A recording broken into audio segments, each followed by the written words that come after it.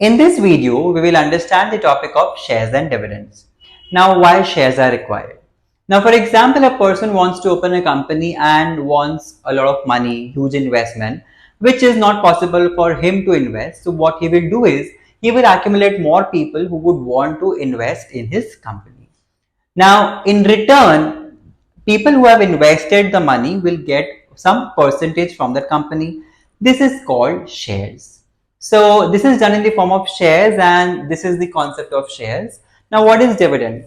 Now, for example, when the company has grown and is now making profits, now when you have not sold the shares, now what is the benefit for the person who has invested? Now, that is the dividend. So, company distributes some amount of money or some profit among its shareholders as a part of dividend. Now, dividend is only applicable if you have not sold the shares. Now, let us understand a few terms to understand this topic better. First is nominal value. Nominal value or original value is that value which is decided at the time the company starts rolling out the shares. So this value, nominal value, is maybe can be 50 rupees, 100 rupees, it can be anything, but it is a fixed number. It will not change with time. Second is market value. Market value is that value which changes every second, every minute, like what we see on the TV when you have live share rates, those are the market value. So whatever transaction of buying and selling happens at the market value only. Now there is one term called premium. You might come across some terms like the share is at premium. So, in case the market value is more than the nominal value, it is called the share is at premium. If the market value is equal to the nominal value, it is said the share is at par. And if the market value is less than the nominal value, then we say the share is at discount. So here are the three things. Premium, here market value is more than the nominal value. At par means market value is equal to nominal value, and discount when market value is less than the nominal value. Always remember the dividends are calculated at the nominal values only, and whatever transaction of buying selling happens at the market value only. Now let us understand a few formulae that will be used in this chapter. First is sum invested. Now the amount of money that you have to invest that will be equal to number of shares into market value of each share. Similarly, the number of shares will be equal to the sum invested upon market value of each share. Now, in case you have not sold the share, in that case, number of shares will be equal to total dividend upon dividend of one share. Now, this in case you want to calculate the amount of dividend received, that will be equal to number of shares into dividend percent into nominal value. Always remember, dividend is calculated as per the nominal value. Then return percent or income or profit, that is calculated as profit upon investment into 100. Now this is a very important formula, that is rate of dividend into nominal value is equal to profit percentage into market value.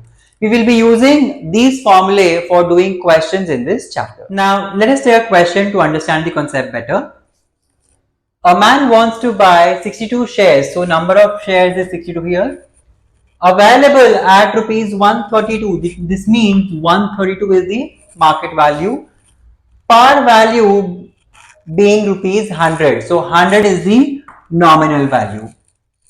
Now, how much money he will have to invest?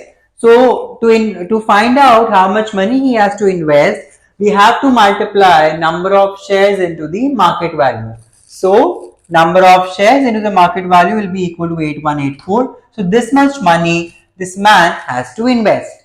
Second subpart is, if the dividend is 7.5%, what will be the income?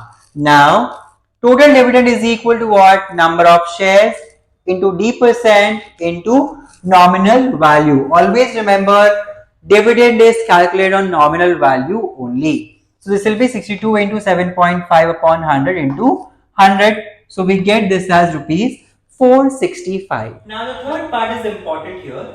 It says if he wants to increase his income by rupees 150, how many extra shares should he buy? Now we have seen that dividend rate is 7.5%. So dividend from one share will be equal to what? 7.5 upon 100 into the nominal value 100. So that is rupees 7.5. Now for more 150 rupees, we will just divide 150 with dividend from each share, that is rupees 7.5. So 150 by 7.5, that is 20 more shares are required to increase the income by rupees 150. Let us take one more question to understand this concept better. Now sale proceed questions usually kids find difficult to solve, so let's take that one. Mr. Sharma has 60 shares of nominal value rupees 100 and sells them when they are at a premium of 60%.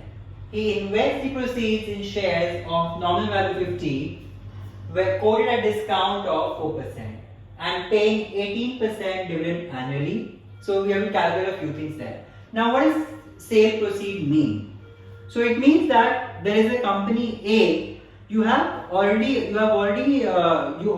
own the shares of company A, you sell them, so the amount you receive after selling those shares is called sale proceeds. Now this person, Mr. Sharma, is selling the shares of company A, and with that money he is buying the shares of company B. So first question is what is sale proceeds? Now here the number of shares is 60, which are at the market value, which is 60% premium. So what we'll do is 100 is the nominal value plus 60% of that. So rupees 160 is the market value for share A. So 60 into 160 is equal to 9,600. So this is the sale proceed that Mr. Sharma has received after selling the shares of company A. Now this 9,600 he is investing in a company B. Now we have to calculate first the market value here. Nominal value is 50, which is a discount of 4%. So we subtract 4% of that. So 48 becomes the market value for company B. Now here number of shares will be equal to 9,600 upon 48, which is 200. Number of shares here are 200. The third subpart is what is the dividend, annual dividend from these shares. So dividend formula is number of shares into dividend percent in nominal value. Here number of shares are 200, dividend percent is 18% and nominal value is 50. So we just multiply them and rupees 1800 is the annual income from dividend. So this is how you can solve more questions from your textbooks and the reference books.